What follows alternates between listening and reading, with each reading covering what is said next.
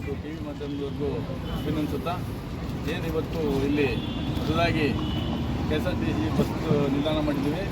ನಿನ್ನೆ ಕೆಲವು ಗೊಂದಲಗಳಿದ್ದು, ಏನು ಇಲ್ಲಿ ಮೂಲಭೂತ ಸೌಕರ್ಯಗಳಿಲ್ಲ ಅಂತ ಗೊಂದಲಗಳಿದ್ದು, ನೀವು ಟೀಕೆ ಮಾಡಿದ್ದು ಸರಿ ಇದೆ, ಕೆಲವು ವಿಚಾರಗಳು ಸರಿ ಇದೆ. ಇವತ್ತು ಇಲ್ಲಿ ನೀವು ಏನು ಹೇಳಿರಿ, ಟಾಯ್ಲೆಟ್ ಇಲ್ಲ, ಜೆಂಟ್ಸಿಗಿಲ್ಲ ಮತ್ತು ಲೇಡೀಸ್ಗಿಲ್ಲ ಅಂತ ಹೇಳಿರಿ. ಜೆಂಟ್ಸಿಗೆ 4 ಟಾಯ್ಲೆಟ್ ರೂಮ್ ಇದೆ. ನಾಳೆ ಅಂದರೆ ನಾಳೆ ನಾಡಲ್ಲಿ ಮತ್ತೆ ಒಂದು 3 ಟಾಯ್ಲೆಟ್ ರೂಮು, ಮತ್ತು ಲೇಡೀಸಿಗೆ ಮತ್ತೆ ಟಾಯ್ಲೆಟ್ ರೂಮು. ಅದಲ್ಲದೆ ಬಾಣಂತಿಯರಿಗೆ ಮಗು ಹಾಲು ಕುಡಿಸೋಕ್ಕಿರ್ಬೋದು, ನೆರಳಿರ್ಬೋದು, ಅದಕ್ಕೂ ಪ್ರತ್ಯೇಕವಾಗಿ ಒಂದು ಸೊಟ್ಟರ ಕೊಠಡಿ ಮಾಡೋಕ್ಕೂ ಸಹ ನಾವು ಇಂಜಿನಿಯರ್ ಸಾಹೇಬರು ಕಳಿಸಿದ್ದೀವಿ. ಸಾಲದಕ್ಕೆ KSRTC ಮ್ಯಾನೇಜರ್ ಇದ್ದಾರೆ. ಅದಲ್ಲದೆ ಇದರಲ್ಲಿ ನಾವು ವೆಟ್ ಮಿಕ್ಸ್ ಹಾಕಿದ್ದೀವಿ. ವೆಟ್ ಮಿಕ್ಸ್ ಮೇಲೆ ನಾಳೆಯಿಂದ ಒಂದು ಡಾಂಬರ್ ಏನಿದೆ ಪುಡಿ ತಂದು ಹಾಕಿ, ಇಲ್ಲಿ ಯಾವುದೇ ರೀತಿ ಧೂಳು ಬರ್ದಂಗೆ, ಧೂಳು ಬರ್ತಾ ಇದೆ, ಬರಲ್ಲ ಅನ್ನೋದಲ್ಲ.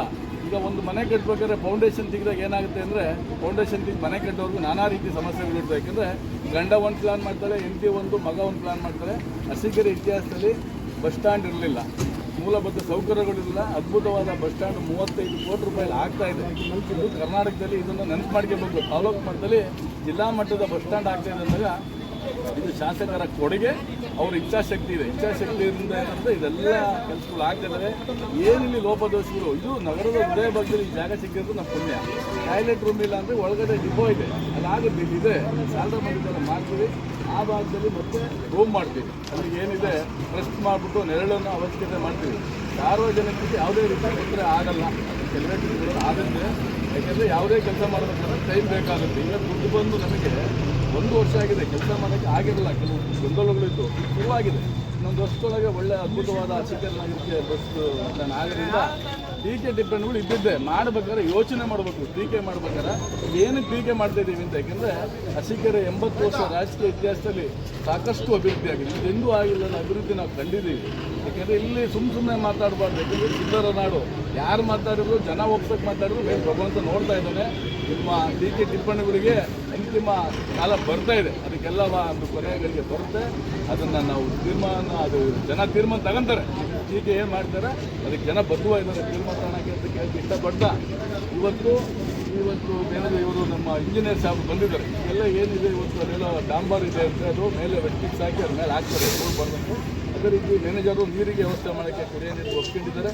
ಹೀಗೆ ಮೂಲಭೂತ ಸೌಕರ್ಯ ಸಾರ್ವಜನಿಕ ತೊಂದರೆ ಇದ್ದಂಗೆ ಈ ಒಂದು ಬಸ್ ನಿಲ್ದಾಣಕ್ಕೆ ವ್ಯವಸ್ಥೆ ಆಗಿದೆ. ನೂತನವಾದ ಬಸ್ ನಿಲ್ದಾಣ ಕೆಲವೇ ದಿನಗಳಲ್ಲಿ ಲೋಕಾರ್ಪಣೆ ಆಗಿಬಿಡುತ್ತೆ, ನಾನು 6-7 ತಿಂಗಳಲ್ಲಿ. ಯಾಕೆಂದರೆ ಕೆಲಸ ಮಾಡಬೇಕಲ್ವಾ, ಕೆಲಸ ಆಗ್ತಲೇ ಆಗ್ಬಿಡ್ತವ. ಗ್ರಾಂಟ್ ಇದೆ, ಸರ್ಕಾರ ದುಡ್ಡು ಕೊಟ್ಟಿದ್ದು ಕೆಲಸ ಮಾಡ್ತಾ ಇದ್ದಾರೆ. ಏನಕ್ಕೆ ನೀವು ಟೀಕೆ ಮಾಡ್ತೀರಿ ಅಂತ ನಮಗೆ ಗೊತ್ತಾಗ್ತಿಲ್ಲ. ಸುಮ್ಮನೆ ಶಾಸಕರಿಗೆ ಧಿಕ್ಕಾರ ಅಂದರೆ ಏನು ಉಪಯೋಗ ಇದೆ ಅಲ್ವಾ? ಆನೆ ಹೋಗ್ತಾ ಇರುತ್ತೆ, ಹೋಗಲಿ ಬಿಡಿ, ನಮ್ಮ ಶಾಸಕರ ಥರ ಆನೆ ಇದ್ದಂಗೆ ಅದು ಹೋಗ್ತಾ ಇದೆ. ಯಾರು ಏನು ತಡೆಯೋಕ್ಕಾಗಲ್ಲ. ಅರಸೀಕೆರೆ ಅಭಿವೃದ್ಧಿ ಮತ್ತಷ್ಟು ಜನ ತಡೆಯೋಕ್ಕಾಗಲ್ಲ.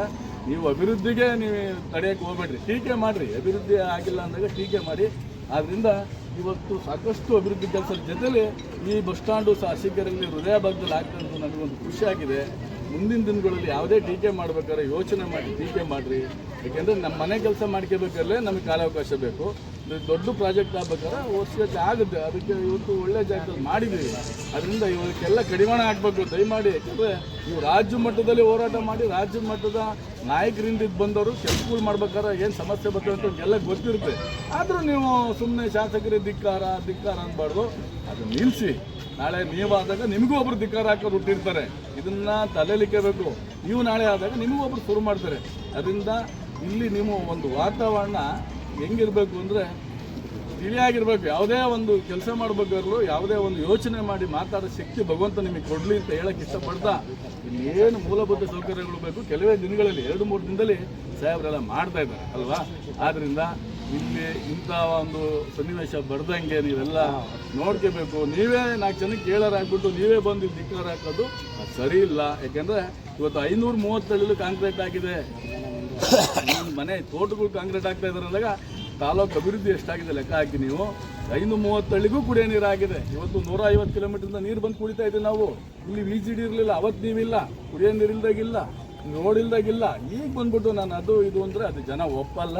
ಜನ ತೀರ್ಮಾನ ತಗೊಳ್ಳೋ ಸಂದರ್ಭ ಬರ್ತಾ ಇದೆ. ಕೆಲವೇ ದಿನಗಳಲ್ಲಿ 28ಕ್ಕೆ ತಗೊಂತಾರೆ ಮತ್ತೊಂದು ಬಾರಿ ಅಂತ ಹೇಳಕ್ಕೆ ಇಷ್ಟಪಡ್ತಾ, ಇಲ್ಲೇನೆಲ್ಲ ಆಗಿದೆ ಮೂಲಭೂತ ಸೌಕರ್ಯ ಮಾಡ್ತಾರೆ. ನಾಳೆಯಿಂದ ಇಲ್ಲಿ ಮತ್ತಷ್ಟು ಅಭಿವೃದ್ಧಿ ಕೆಲಸ ಮಾಡ್ತೀವಿ. ಇಂಜಿನಿಯರ್ ಸಾಹೇಬ್ರು ಅದಕ್ಕೆ ಕರೆಸಿದ್ದೀವಿ. ಇದಕ್ಕೆ ಇಂಜಿನಿಯರ್ ಹೆಸರು ಶ್ರೀಧರ್ ಸ್ವಾಮಿ ಅಂತ ನಮ್ಮ ಡಿಪೋ ಮ್ಯಾನೇಜರ್ ಇದ್ದಾರೆ. ಅವರು ಸಾರ್ವಜನಿಕರಿಗೆಲ್ಲ ಗೊತ್ತು. ಅದರಿಂದ ಅದಲ್ಲದೆ ಇನ್ನು ಪೌರ್ಣಮಿ ದಿನ ಏನು ಮ್ಯಾನೇಜರ್ ಸಾಹೇಬ್ರೆ ಏನು ನಮ್ಮ ಜೇನ್ಕಲ್ ಪೌರ್ಣಮಿ ದಿನ ಬಸ್ ಇಲ್ಲಿಂದ ಹೋಗುತ್ತೆ. ನೀವು ಬಸ್ ಅಲ್ಲಿಂದ ಎಲ್ಲಿಂದ ಅಲ್ಲಿ ಮಾಮೂಲಿ ಜಾಗದಿಂದ ಬಸ್ ಬಿಡಬೇಕು ನಿಮ್ಗೆ. ಅದನ್ನು ಇವತ್ತು ಹೇಳ್ತೀವಿ. ತುಂಬ ಜನ ಬರ್ತಾರೆ ರಾತ್ರಿ ಎಲ್ಲ ಬಸ್. ಸರ್ಕಾರ ಆಮೇಲೆ ನಾವು ಈಗ KSRTC ಇದು ಈ ಕಡೆ ಸ್ವಲ್ಪ ಈ ಕಡೆ ರಸ್ತೆ ಇದೆಯಲ್ಲ, ಸ್ವಲ್ಪ ಈ ಕಡೆಗೆ ಜನ ಬರಂಗೆ ಇದು ಮಾಡ್ಕೊಳ್ಳಿ. ಯಾಕಂದ್ರೆ ಆ ಕಡೆ ರೋಡಿಗೆ ನಿಂತ್ಕೊಳ್ತಾರೆ, ಪೊಲೀಸ್ ಬೇಕು. ಆಮೇಲೆ ಅಲ್ಲಿ ಪೊಲೀಸರು ಕಂಪಲ್ಸರಿ ಇರೋ ಥರ ವ್ಯವಸ್ಥೆ ಮಾಡಿ. ಯಾಕೆಂದ್ರೆ ಇವತ್ತು ಬೆಳಗ್ಗೆ ಸಹ ಬಸ್ಸಿಗೆ ನಿಂತಿರುತ್ತಾ ಜನ ಹಿಂಗೆ ಹತ್ರ ಮತ್ತೆ ಅಲ್ಲಿ ನಿಧಾನಕ್ಕೆ ಬರಲಿ, ಕ್ರೌಡ್ ವೆಹಿಕಲ್ ನಿಧಾನಕ್ಕೆ ಬರಬೇಕು. ಧನ್ವತಿ ಇರತ್ತೆ 2 ಕಡೆ ಬ್ಯಾರಿಗೇಡ್ಸ್ ಹಾಕಿ. ಅದ್ರ ಜೊತೆಯಲ್ಲಿ ಏನಾಗಿದೆ ಅಂದ್ರೆ ಈ ತಿಂಗಳು ಜಾತ್ರೆ ಇದೆ ನಮ್ಮ ಜೇನ್ಕಲ್. ಹೆಚ್ಚಿಗೆ ಹೆಚ್ಚುವರಿ ಬಸ್ಸನ್ನು ಕೊಡಬೇಕು ಸಾಹೇಬ್ರು ಹೇಳಕ್ ಇಷ್ಟಪಡ್ತಾ ಅಲ್ಲಿಂದ ಶುರು ಆಗಲಿ. ಅದಕ್ಕೆ ಬೇಕಾದ್ರೆ ಸರ್ ಜೇನ್ಕಲ್ ಸಿದ್ದೇಶ್ವರ ಇದೆಯಲ್ಲ ಬಸ್ಸು, ಆ ಸ್ವಲ್ಪ PP ಸರ್ಕಲ್ ಇದೆಯಲ್ಲ, ಬೇಡ ಯಾವುದೇ ರೀತಿಯಾದ ಗೊಂದಲಗಳಿಲ್ದಂಗೆ ಶಾಸಕರು ಬಂದಾಗ ಕೆಲವೊಂದು ವಿಚಾರ ಮಾತಾಡಬೇಕು. ಮಾತಾಡಿ ಅಲ್ಲೇನು ಆ ಬಾಜು ರೇಖ ಸೀಟ್ ಹಾಕ್ಕೊಡೋಕೆ ಇಂಜಿನಿಯರ್ ಸಾಹೇಬ್ರಿಗೆ ಹೇಳಿದ್ದಾರೆ. ಏನು ಬಾಣಂತಿಯರಿಗೆ ಏನು ಮಾಮೂಲಿ ಇದೆಲ್ಲ ಏನೇನು ಬೇಕು ಸೌಲಭ್ಯಗಳೆಲ್ಲ ಆಗಿದೆ. ನಾವು ಒಪ್ಕೊಂತೀವಿ, ಧೂಳಾಗಿದೆ, ಇದು ಹೆಡ್ಮಿಕ್ಸು. ಆಮೇಲೆ ಕಲ್ಲು ಸಿಡಿದ್ರೆ ಒಂದು ಡ್ಯಾಮೇಜ್ ಆಗ್ಬೋದು. ಟೀಕೆ ಒಪ್ಕೊಂತ ಇದ್ದೀವಿ, ಧಿಕ್ಕಾರ ಒಪ್ಪಲ್ಲ ನಾವು. ನೀವು ಟೀಕೆ ಮಾಡಿ, ನಾವೇನು ಬೇಡ ಅಂದಿಲ್ಲ, ಧಿಕ್ಕಾರ ಹಾಕ್ಬೇಡಿ. 80 ವರ್ಷ ರಾಜಕಾರಣ ಇತಿಹಾಸದಲ್ಲಿ ಅರಸೀಕೆರೆ ಎಷ್ಟು ಒಂದು ಮುಂದುವರೆದೋಗಿದೆ, ಎಷ್ಟು ಇದಾಗಿದೆ. ಇದು ಕರ್ನಾಟಕದಲ್ಲಿ ಹೆಸರು ಮಾಡಿದೆ. ಟೀಕೆ ಮಾಡೋಕ್ಕೇನಿಲ್ಲ. ಪ್ರಜಾಪ್ರಭುತ್ವ ವ್ಯವಸ್ಥೆಯಲ್ಲಿ ಯಾರು ಬೇಕಾದ್ರೂ ಬೈಬೋದು. ನೀವು ನಮ್ಮನ್ನು ಬೈಬೋದು, ತೊಂದರೆ ಇಲ್ಲ. ನಾವು ನಿಮ್ಮನ್ನು ಬೈಯಲ್ಲ. ನಾವು ಆ ಸಂಸ್ಕೃತಿಯಲ್ಲೇ ಬೆಳೆದಿಲ್ಲ. ನೀವು ಅದು ಕೆಲಸ ಮಾಡಬೇಡಿ ಅನ್ನೋದು ನಮ್ಮ ಇಚ್ಛಾಶಕ್ತಿ ಇದೆ. ಅದರಿಂದ ಮುಂದಿನ ದಿನಗಳಲ್ಲಿ ಬದಲಾವಣೆ ಆಗುತ್ತೆ. ತಾಲೂಕಿನಷ್ಟು 28ಕ್ಕೆ ಬೈಕೋಣ, ನೋಡೋಣ ಏನಾಗುತ್ತೆ. 28ಕ್ಕೆ